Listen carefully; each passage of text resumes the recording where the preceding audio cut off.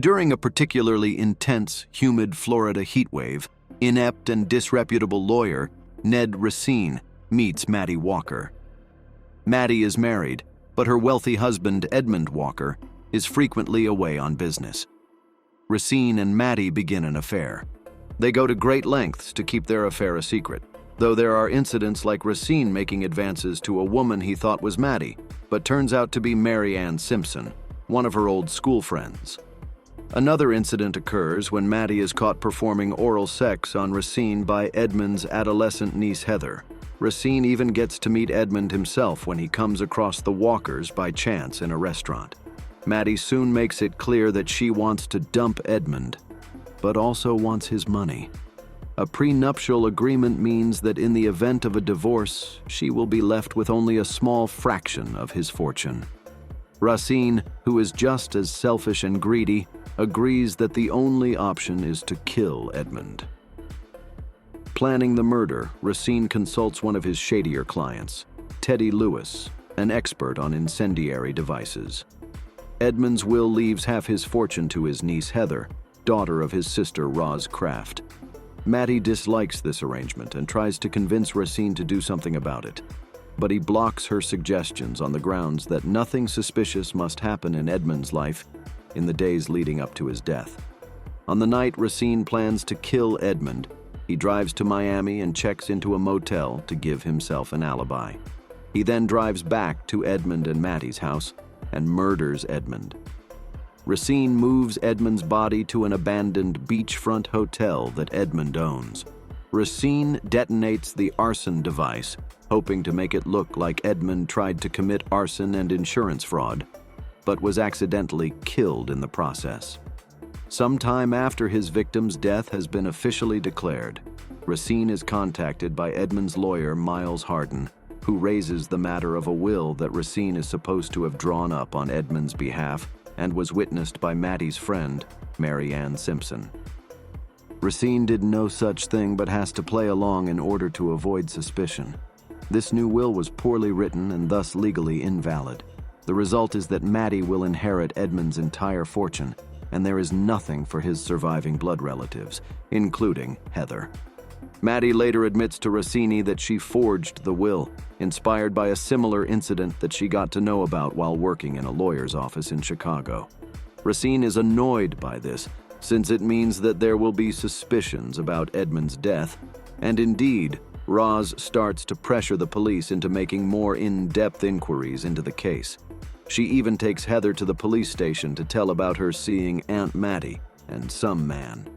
Heather meets Racine but fails to recognize him and gives the police little to work on. Racine no longer makes secret his affair with Matty, though he claims that it has only recently begun. His friends, Assistant Deputy Prosecutor Peter Lowenstein and Police Detective Oscar Grace, tell him that Edmund's eyeglasses, which he always wore, cannot be found in the burned building, suggesting he was killed elsewhere. The police also cannot find Mary Ann Simpson, the woman who witnessed the will. Racine is increasingly nervous about the mounting evidence implicating him. Questioning Matty's intentions, he, by chance, meets another lawyer who once reluctantly sued him over a mishandled legal case. The lawyer reveals that to make up for that, he recommended Racine to Matty Walker, long before Racine himself ever met her. Lowenstein tells Racine that, on the night of the murder, hotel phone records show that someone repeatedly called Racine's room without getting an answer. Racine realizes that Grace and Lowenstein are beginning to suspect him.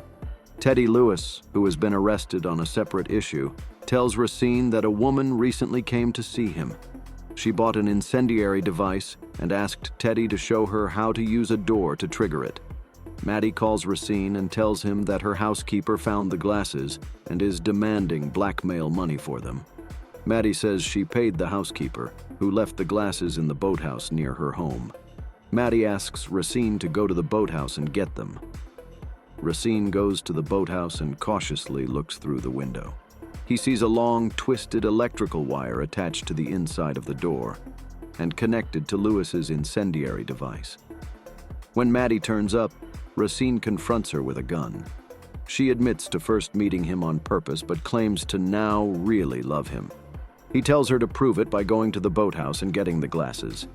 She does so, and the building explodes in the presence of Racine and Grace, who was looking for him, having obtained enough evidence for an arrest. The police find a burned corpse inside the boathouse. It is identified through dental records as Matty Walker, maiden name Tyler.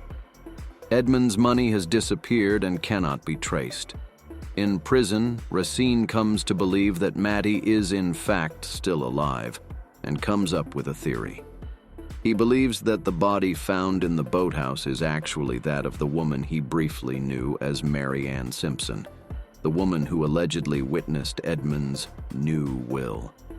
The woman he knew as Matty had a shady past.